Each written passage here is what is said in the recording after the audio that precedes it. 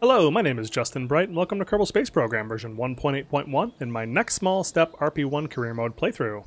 And you'll see that I have fixed the shaders. Yes, indeed. Since I did my big install, one of the things I was trying to avoid was having to have a bunch of stuff manually updated, but then that meant that I didn't get the manual update to RSS that gives us the terrain shaders from 1.8 version of KSP. So I had to get that installed anyways, and that is just fine because it looks absolutely fantastic and is 100% worth it. So let's see, where the heck are we? Thankfully, for once, I'm like not ahead at all on my video recording, and so the episode that I last put out, episode 32, included me putting together this Mercury-Tella extended mission that was going to be done in 60 days to fulfill a contract that is done in it fails in like 63, but I didn't take into account the fact of rollout time.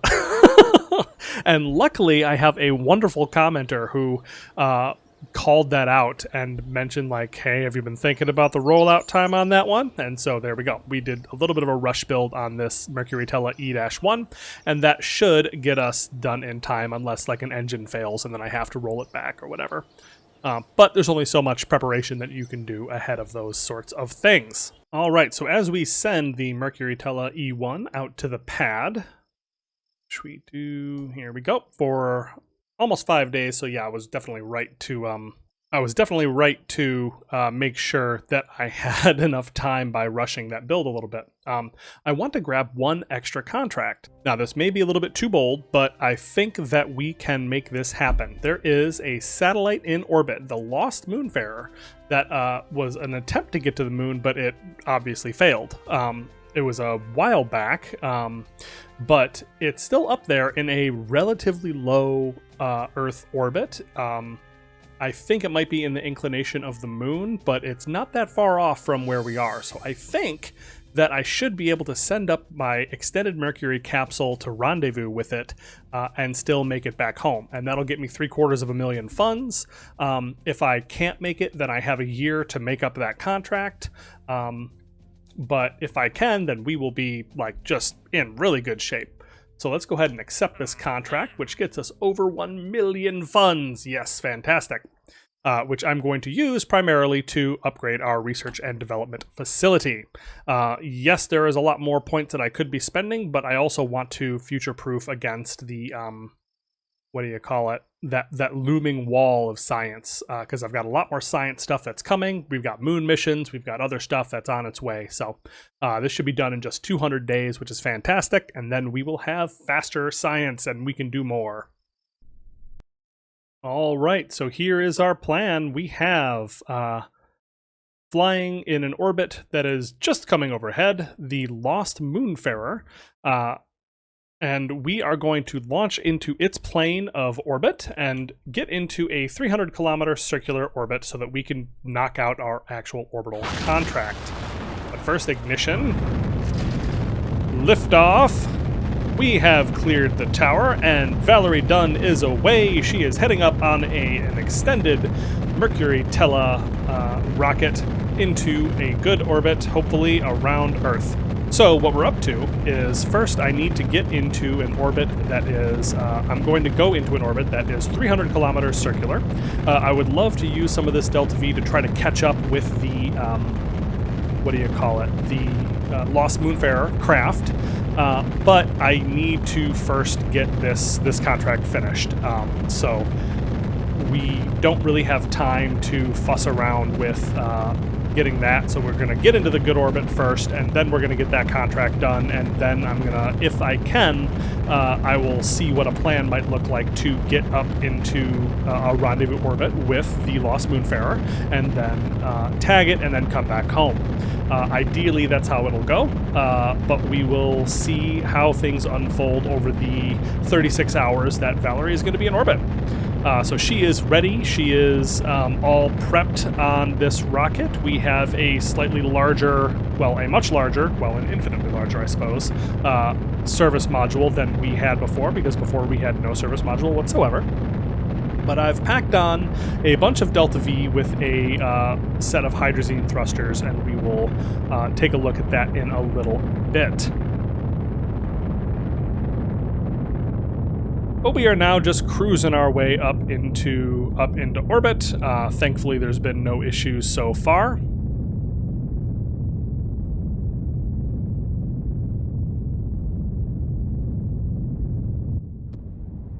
And the boosters are away, and there goes the launch escape tower. Fabulous. So there we go.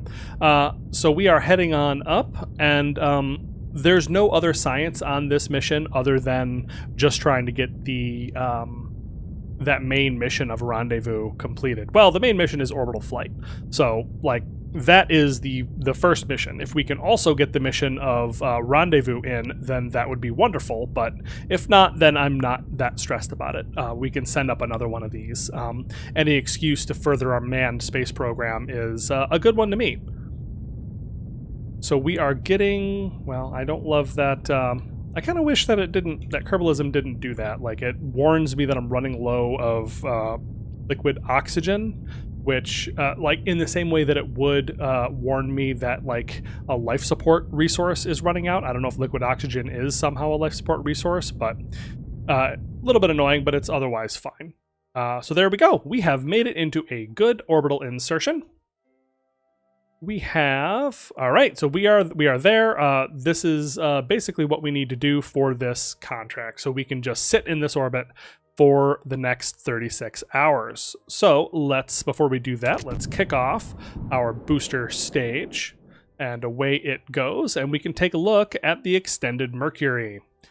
So this just has this chunker of a giant tank of hydrazine on the bottom here with little tiny RCS quads and 4 kilonewton thrusters. So that's nice and reliable in that it's, infinitely reliable. It never fails because of reasons. But yeah, and then I've kept the nitrogen thrusters that are on the capsule itself completely separate. There's no using of those in orbit, so I will always have what I need to guide myself through reentry. The hydrazine on this is also going to be used for deorbiting, however, so I need to be mindful of that. All right, so that's basically it for the next 36 hours. So she is going to hang out and do the science of just making sure that things are working and logging how she is surviving in this tiny little capsule, because that is what we are basically studying here, is what effects does microgravity and existence in a tiny little tin can have on a person when they are left in orbit for a long period of time. So we can also take a look at the eventual plans with the rendezvous planner, which I've had just kind of open like Chekhov's gun over here. I'm not sure I'm going to use the nodes. I'm going to try to do this manually. At least that's how I've always done rendezvous. But yeah, I'm just curious what it's going to take to get up into a good rendezvous with this vessel, because we are in a fairly close, like, our perigee is about the same, and it's in almost the same location, and we have an inclination that is 0 degrees relative, which is fantastic. Great job, MacLeod, on that one.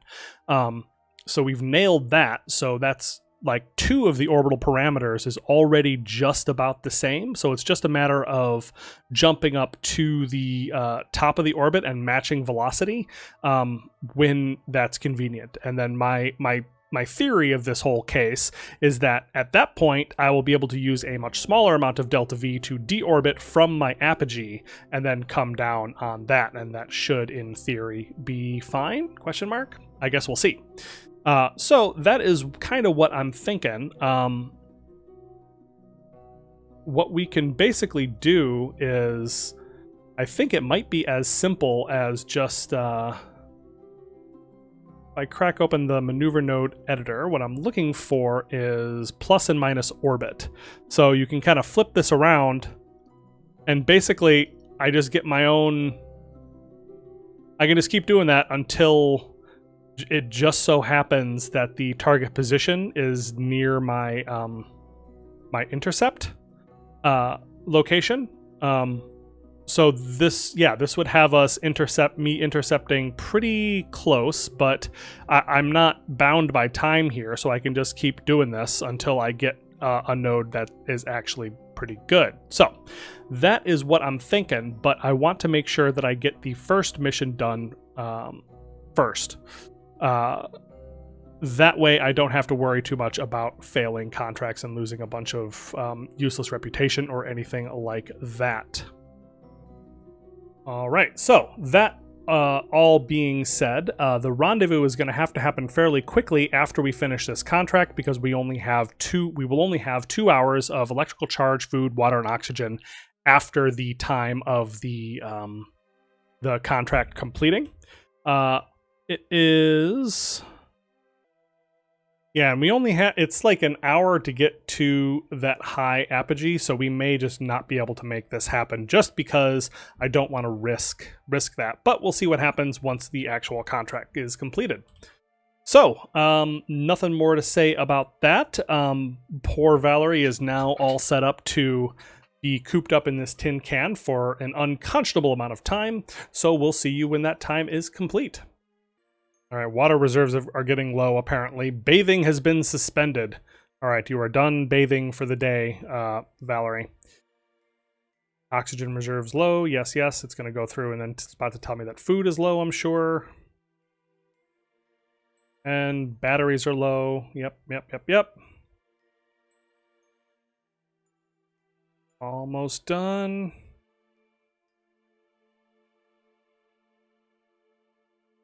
And orbits are complete. So now she is just ready to return home safely. So now it's time to see if we are going to be able to make anything else of this contract, or if we should just return back home. Looks like we have 7 hours of food, 3 hours of electric charge, 5 hours of water, 2.5 hours of oxygen. All right, so I think the easiest thing at this point is just to do some maneuver planning to see what we could possibly make happen. So we're actually fairly close, like, the Lost Moonfarer is just ahead of us in our orbit right now. So I think let's try and just see what happens as I move this out. All right, so that is getting our intercept down. Separation and relative velocity is going to be pretty darn high. Yeah, we may not be able to make that happen because the relative speed at this point is going to be fairly high unless I am able to get into like exactly the right orbit, because we basically need to match orbit and inclination, or not inclination, but match orbit and speed at the exact same moment. Okay, so I just don't think that we can make this happen on this particular mission because we have been up there for a while, 36 hours, and we only have a couple hours left of electric charge, food, water, oxygen. Because of how little stuff we have left, especially that oxygen being low is not great. I just don't think that we're going to make it. So if we were to, for example, just push up to a new orbit, like, and even move it out ahead of us, like the apogee would take us about an hour to get out to, and then back would take, as much time. So we only have like one orbit that we could really do this on. And like, look at this, we could almost get it, but then we'd have like a massive relative speed, of over 1,000 meters per second on this just random trajectory that I made. So that's not great. This is not something that we want to rush into, but I think what we have proven is I can use the Tella booster to get us into an orbit that is very similar to the Lost Moonfarer, but just below it, just by a little bit.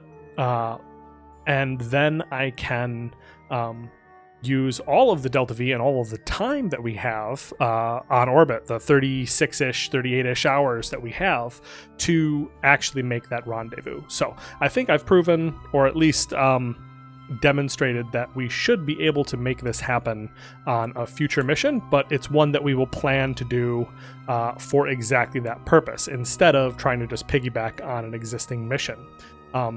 But in the meantime, that just allowed us to kind of shake down this hardware, make sure everything works properly, and now it's time to test out the re-entry. All right, so we are pointed retrograde, and there's no suspense in firing up these thrusters. We're going to end up throwing a whole lot of fuel overboard that we could have otherwise used, but I think nailing the contract is more important than maximizing every bit of every vessel, because we can just make another one, and that's the plan, is to throw out another couple of these. I like doing a bunch of these manned missions and just using the Mercury capsule while we have a chance, you know? So, all right, we are going to bring the perigee down to about 50 kilometers, I think, and stop. So I think that will do just fine, and that should bring us down. The only thing that'll melt is the roll control thruster.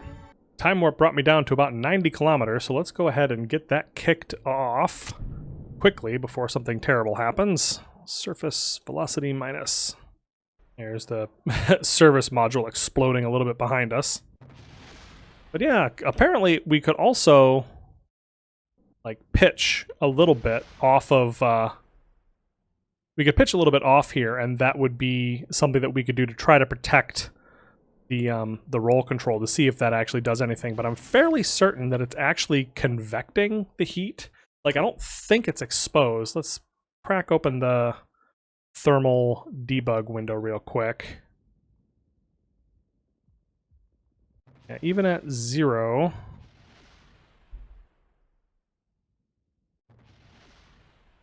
you just hear it explode, the other things exploding in the background. Yeah, there's no actual exposed area. I'm pretty sure that all of this is caused by convection, not actually by exposure like I thought it was.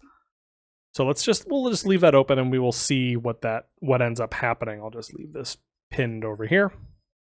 We'll also take a look at this. You'll notice that I have swapped out the well, not swapped out, but I've put on a new heat shield. I've taken out all of the ablator out of the capsule, and I've put on one of these lovely 2-meter LEO heat shields, and I found that is a lot safer. And I guess that's going to prove my theory about whether this was convection by some transference property, because of the heat shield being the same part as the capsule, and therefore there's heat stored somewhere on the part, right? And that causes some calculations of convection, or something like that. I'm sure someone who knows a lot more about this than I do is going to come along and correct me, and that would be lovely. But I think there's just something a little bit off about the way that the heat shields that are built into other things interact. And I definitely had a bunch of these explode, even though they don't have any, they didn't have any exposed area. So I don't know, but we are working around it, and I am learning, and we are getting better at it, hopefully. So we will see. So we are now like fully into the heat, into the airstream. We are pushing down and beginning to decelerate. We are getting up to about 1G.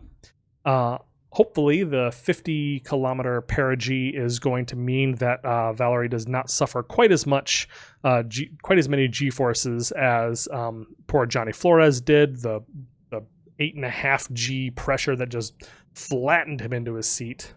Yeah, we are a big, beautiful fireball now. Look at that. Absolutely terrifying.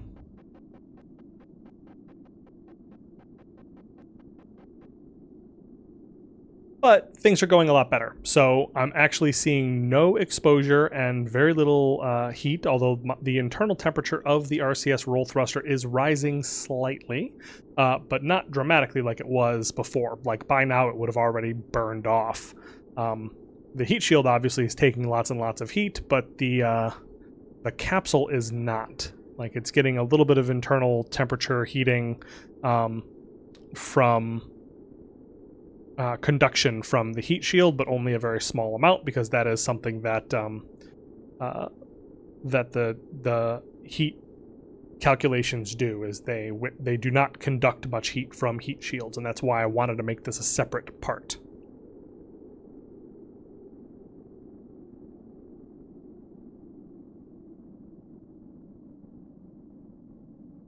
Yeah, you can see the roll thrusters, or the control thrusters, are holding our attitude and making sure that we do not flop around at all, and we are pointed directly down the barrel of our retrograde vector, and we have done it. We have made it through the dangerous part of re-entry, so we can turn that off, and you see that it actually tips us up just a little bit. And yeah, no real heating, and very little in the way of G-forces too. That was, well, okay, I lied. 7.8 Gs, but that's still less than the 8.5 that Johnny Flores experienced. So on here, if you're doing your math, I only packed on about 160 ablator, shaved off a little bit because I didn't think that I needed all of it, and I was very much right about that.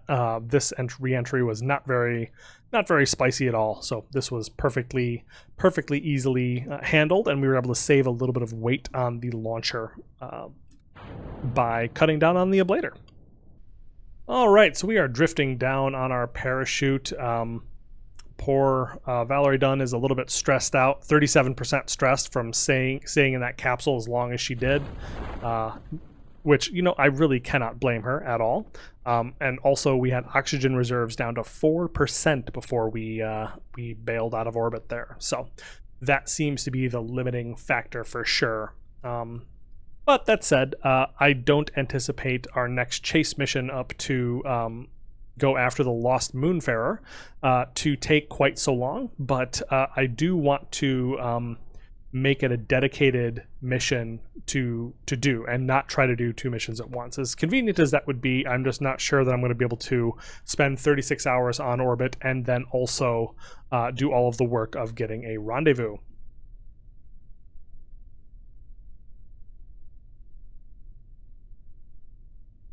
And here we go with splashdown. All right, Valerie Dunn has returned and is now just waiting for recovery crews to sail up over the horizon to bring her back to the Space Center.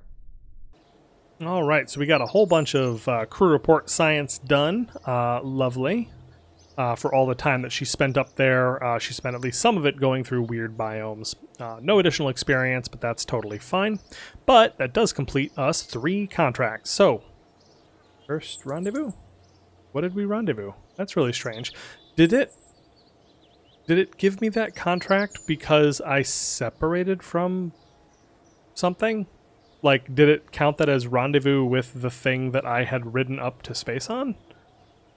That's very strange. Huh. Well, I guess I'll take it, but I still want to do that mission. I'm a little bit annoyed that it gave me this. But we also finished Orbital Flight 1 crew and crew duration record of 1 day. So that gets us a bit more cash. Lovely. So we're basically back where we started after spending an entire million funds on upgrading our research and development center. Yep, so that's exactly what happened. I apparently did what Gemini 4 tried to do, in that I maneuvered close to my booster stage, and that completed the contract. The word on the Discord is that it is an exceptionally easy thing to accidentally complete, which is exactly what happened.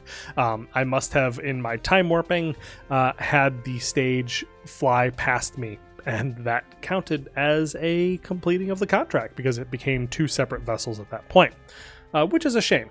So I think what I want to do is I still want to try this. Like, I really like the plan of rendezvousing with another satellite. If not, then I would like to try to maybe do the Gemini 4 mission of rendezvousing with with my booster stage after, you know, a pass or 2. An orbit or 2 or something like that. That might be an interesting challenge, at least, of showing kind of what goes into those early types of rendezvous.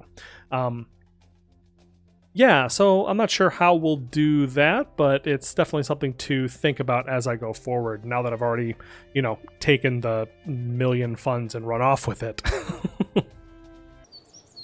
All right, so we've got a couple of interplanetary missions coming up because those transfer windows are coming right back around. So we are going to start thinking about that. I've got a couple of Intrepid launches slated and ready to go, but we have a little bit of time between now and then. In the meantime, we have a bunch of money locked in. Everything else is all set to go, so it's time to grab these contracts.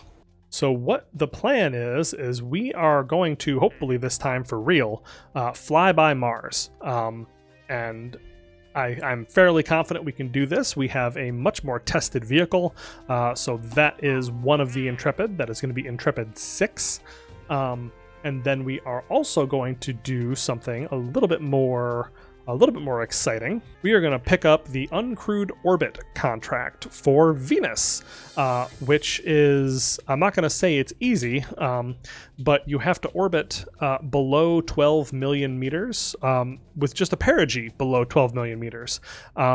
And then the apogee can be whatever you want. And it's actually, I've found, very easy to capture around Venus, especially if you have a nice low perigee to take advantage of the Oberth effect. So I'm pretty confident that I have a couple of missions that can knock out both of these contracts, and it looks like we have plenty of time if we don't make it on these first goes. But yeah, so we are heading up to those, so we are going to make big attempts at both of those. All right, but here we have on the pad yet another Tella rocket launch. 3, 2, 1, ignition. Oh no! Disengage! Stop. We have an ignition failure. It's been a little while since we had one of those. I guess we are due, but we were able to abort the launch sequence just in time before anything untoward happened to the rocket. So we are going to roll this back and see if we cannot repair the damage and see if the engineers can figure out what was wrong and give this one another shot. All right, so recovery crews are assessing the damage and putting the craft back together, hopefully. Of course, there's nothing to actually do about that, but we can just roll it right back out. All right, so we have activated our engines. Everything should hopefully be good. We are once again out on the pad with our Combox 1 satellite. So let's go ahead and give this one more shot. Engage autopilot. Oh my goodness. The other engine failed. Okay, roll it on back. No! Okay, so now watch my shame.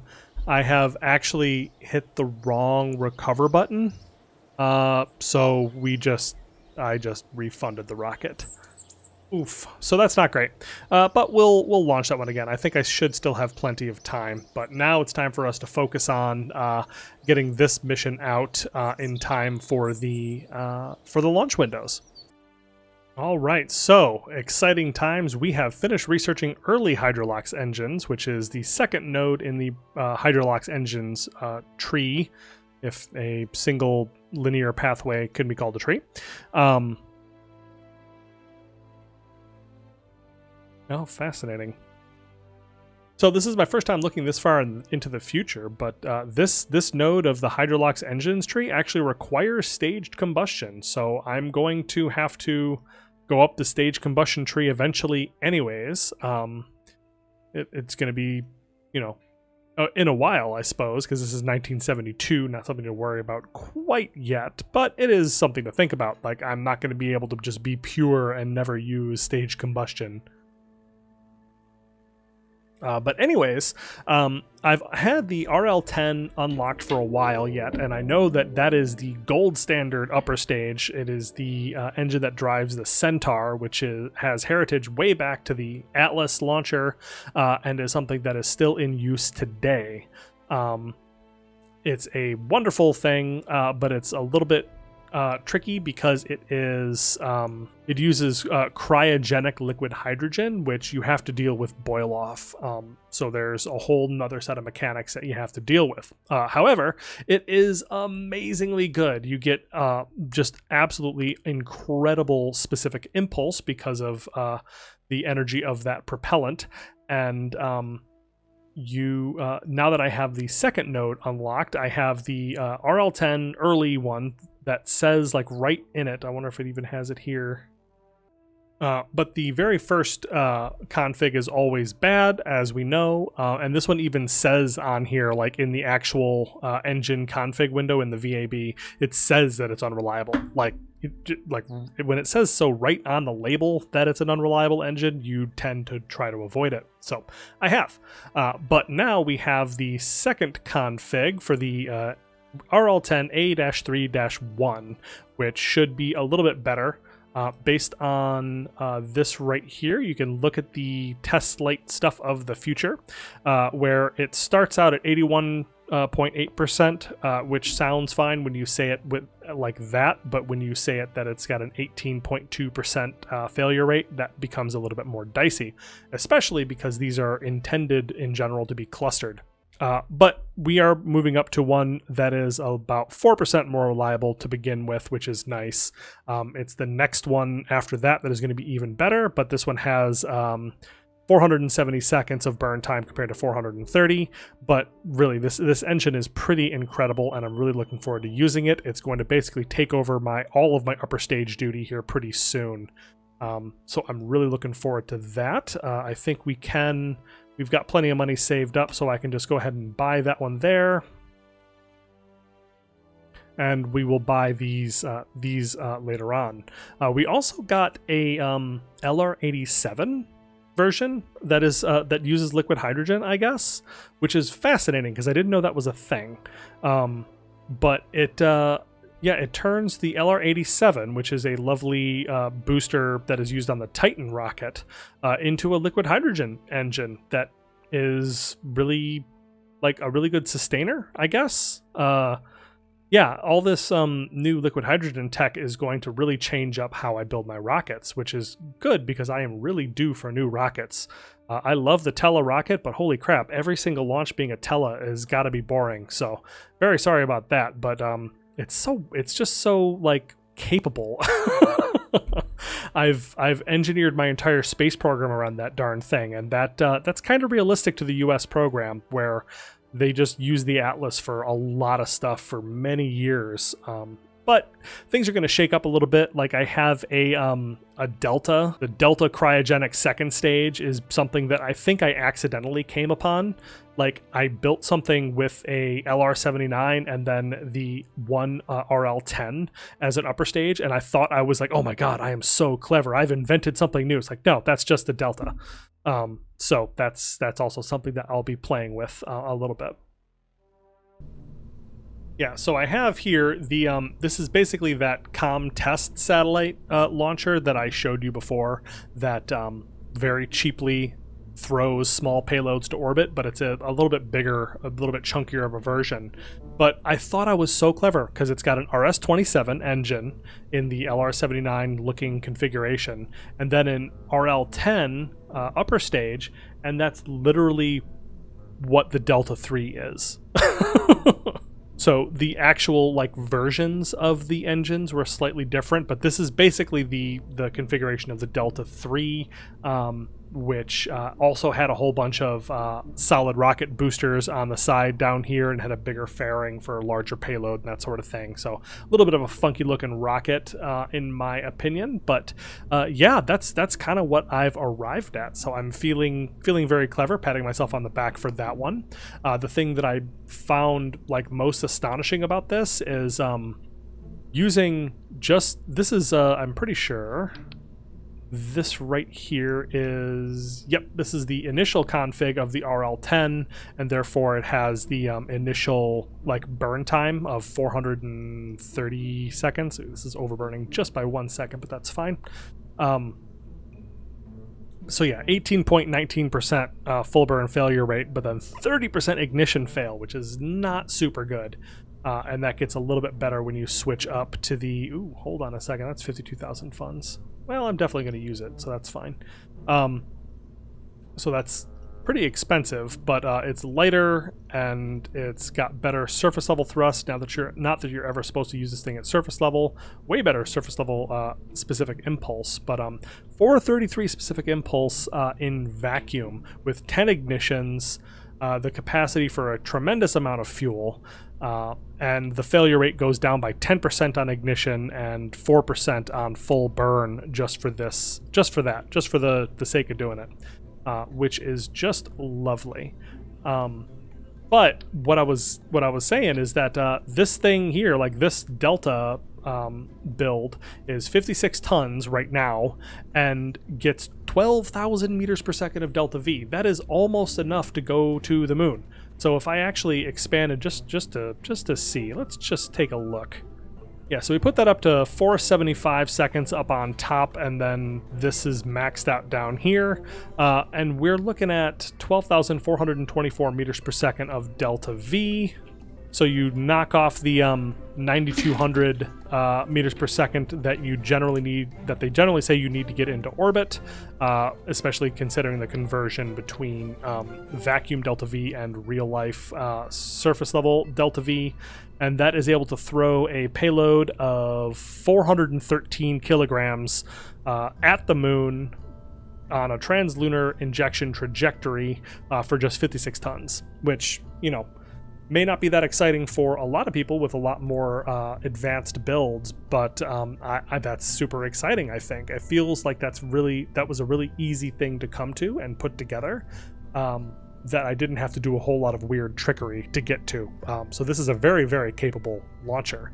And with all of these restarts, I should be able to put satellites anywhere I want with this configuration, whereas the previous version was only able to get them into like weird low orbits, and that's like with like a whole bunch of ComSat payload, like 300 ComSat payload. So this is going to be my satellite launcher forever and ever. The Delta is going to be making its big return to the stage. All right, so with those with the part unlocks made and tooling finished for the rockets that we have coming up, I think it's time for us to spend some of these points.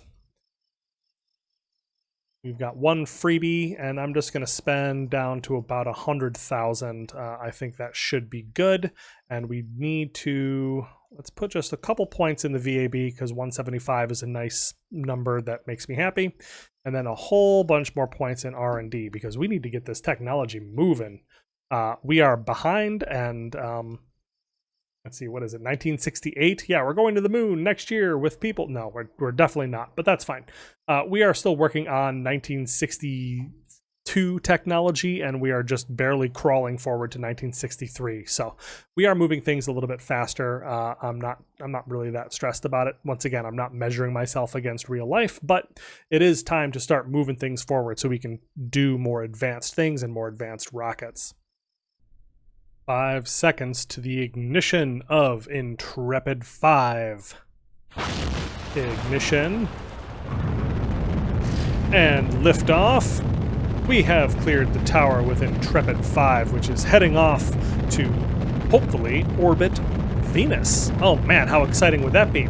Yeah, we are trying to move forward on this whole interplanetary program and really start getting more interesting milestones. I stressed myself out for a little while trying to figure out if I could do more, because you unlock, after you do the flyby, you unlock the after you finish the flyby, you unlock orbit, you unlock landing, you unlock rovers, you unlock a whole bunch of crewed missions. All sorts of stuff happens like really quickly all at once when you finish your first flyby. And I wanted to see if I could do like an orbit and a lander, there's also atmosphere probes, which require you to dip down into the atmosphere and then survive and then come out on the other side and get science. But I just don't have my Atlas Centaur analog ready, so I'm not able to get much more than like 600 kilograms thrown on an interplanetary trajectory. So that's all that these are, is both the Mariner 5 and Mariner 6 are fairly small probes in the grand scheme of things. I had to really trim them down to make it possible to actually hit this trajectory. But we are launching into the plane of the moon to better align us with the solar system's ecliptic plane, which should make it a little bit easier to get out to the orbit of Venus when we make that transfer. But ideally, we are going to have plenty of delta V to get us there on a nice quick trajectory, and get a whole bunch more science, ideally, because we are going to be making an attempt at getting Orbital. It's going to be kind of a funky orbit, but literally any orbit at all is going to nail this contract for us and get us a whole bunch of funds. All right, as the roar of the engine fades down to a dull rumble, I will leave you there until we get into orbit. And we have good ignition on the Agena upper stage, one of two that will hopefully bring us out to Venus. We are still going to be relying on the just the Agena. I haven't made the switch to the big RL-10 upper stages, mostly because I haven't had a chance to test them, and I did not think this was the time. Like, when I absolutely need to have missions succeed is not the time to test new engines. I'd rather just send a smaller payload. Like, I could have sent out something that might have gotten into a better orbit or a lower orbit, or been more capable in a lot of different ways, but I think this will be totally fine. This will hopefully, if everything goes to plan, this will achieve the mission's objective and get that contract funds, and that is what we are looking for at this point. All right, another couple seconds until main engine cutoff, or second stage cutoff. And there we have it. Beautiful. So there we go. That is us, and we are now ready to make our transfer towards Venus. But now that we're up here, I can actually just take a look. We can just open up the maneuver planner for advanced transfers to another planet. And what I would like to do at this point is I want to check both. So we are heading to Venus, but I also want to look at Mars. Because Mars is coming up, as you can see, within the next couple of months. So if I say lowest delta V, it still wants me to do, like, the next transfer window, I guess, is slightly better. So MechJeb is just like, okay, your departure is in 2.5 years. Like, yeah, well, I want to go, like, in this one. And this one should be fine, right? ASAP says, okay, well, then go right now for 5,000 meters per second. It's like, well, that's not quite what I want either. I'd like something in between the two, please, and thank you. Although I guess this is not that great in there anyways.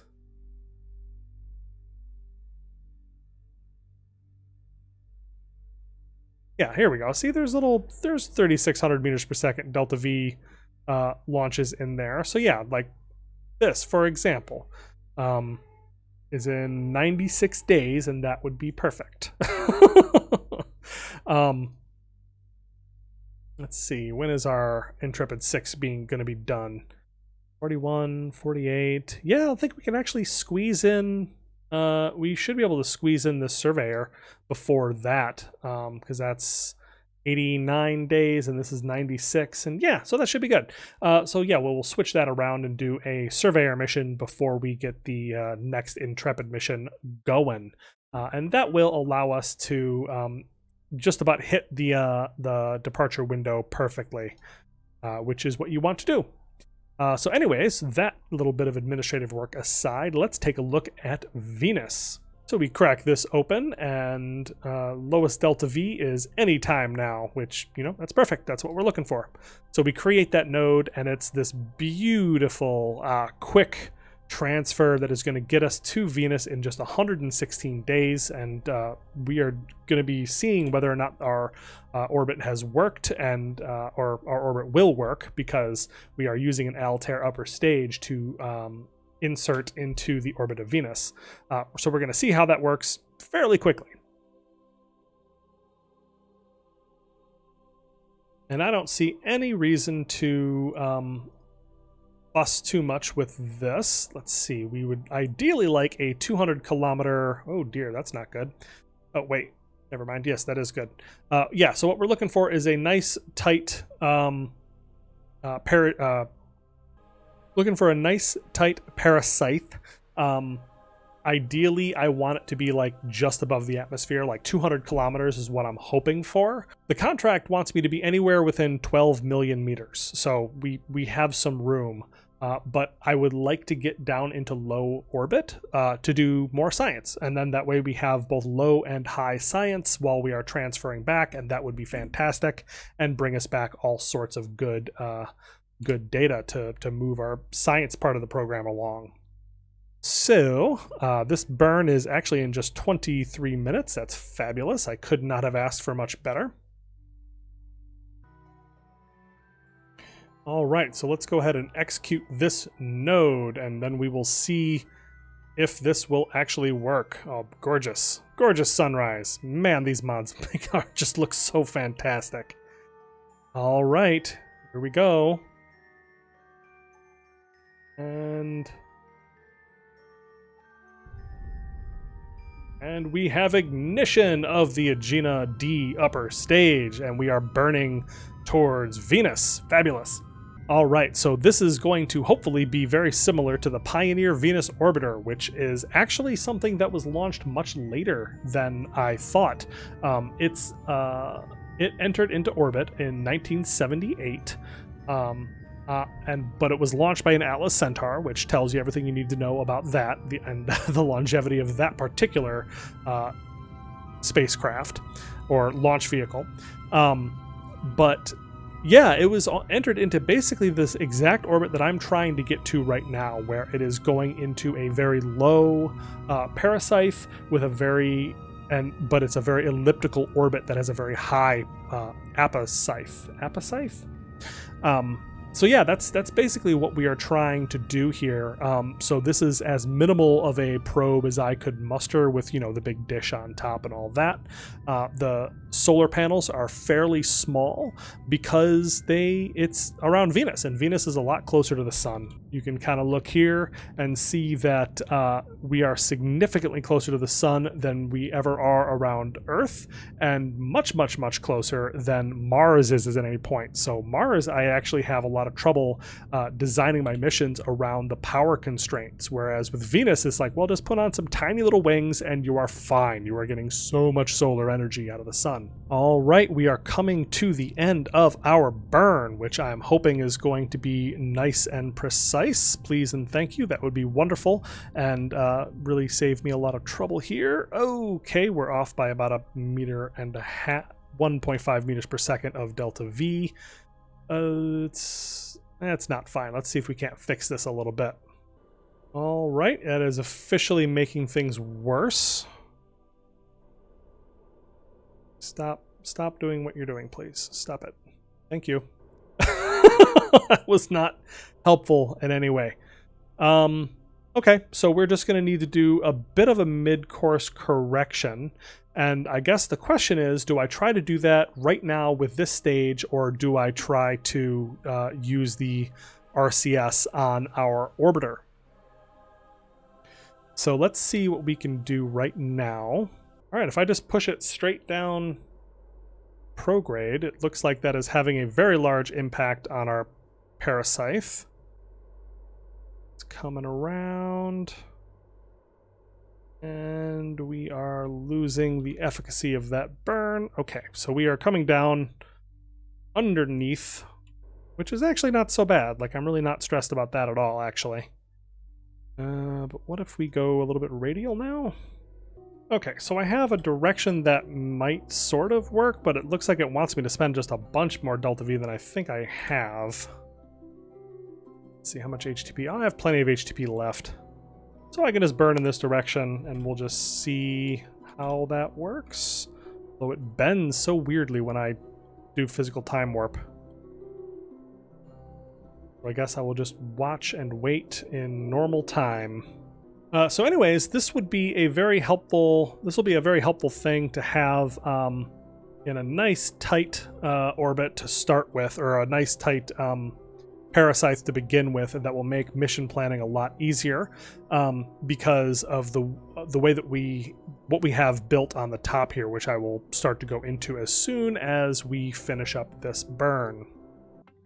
Alright, so I'm going to get us down to about a 300 kilometer parasite, and then we are going to kick off this stage, and then we are going to stop moving, for goodness sake. Alright, so here we go. Time to just go ahead and release. And that locks up our avionics, because of course it does. So we can... I said we... Oh, we have no connection. That's right. So that's fine.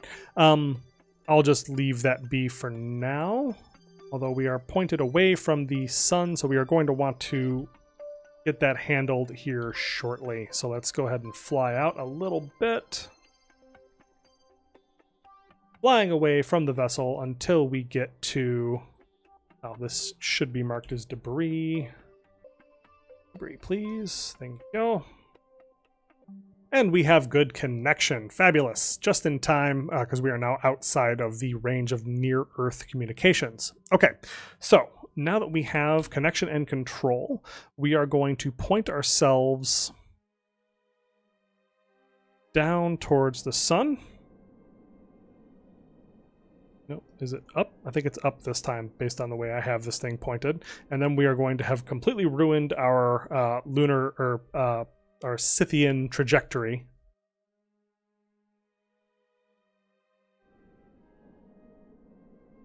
All right, so we are now pointed towards the sun, having probably ruined our trajectory towards Venus.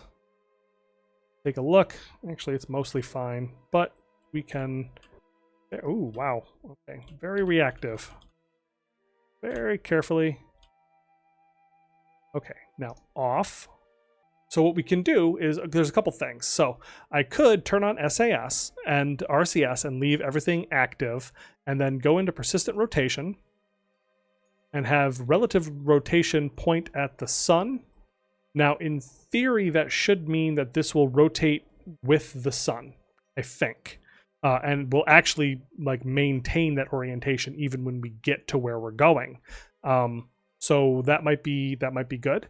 I'm pretty sure that when this is unloaded, it's going to assume that it has the deep space lower level avionics power draw. So I can check that really quick, because right now we only have 4 days of battery. But once we leave here, we should be completely fully charging up. So yeah, we'll talk a little bit more about how this works when we get to Venus, but it's pretty clear what we've got going here. We have an Altair 2 upper stage that we are going to use to insert into the Venus orbit. We have science just stapled all over the sides here. We have a couple little bulbs of radial tanks full of hydrazine that we're using just for the RCS thrusters. We have our little hinge solar panel wings, and we have the gigantic new model of the retractable parabolic antenna, which I'm fairly certain has changed like in between my using it on this craft and my previous Intrepid craft. So it's good. I like it. Looks great. But I'm not convinced it's the same one I used before. You know what I mean? So anyways, we are on our way, and there is nothing left to do except for we're going to put down a maneuver node just inside of the orbit of Venus, and I am going to put on a timer to grab us at that point. So that is going to be when we are returning to this craft to do the wonderful science and hopefully to insert into orbit around Venus for the first time, orbiting another planet and not just a body within Earth's gravitational immediate area. All right, so very successful so far. If nothing else, this is going to be a really good flyby and get me some more science, so I really can't complain too much about that. Let's just make sure that we are all set up on the automation on this thing. As always, we want, when power is low, to turn everything off. And when power is high, turn everything on.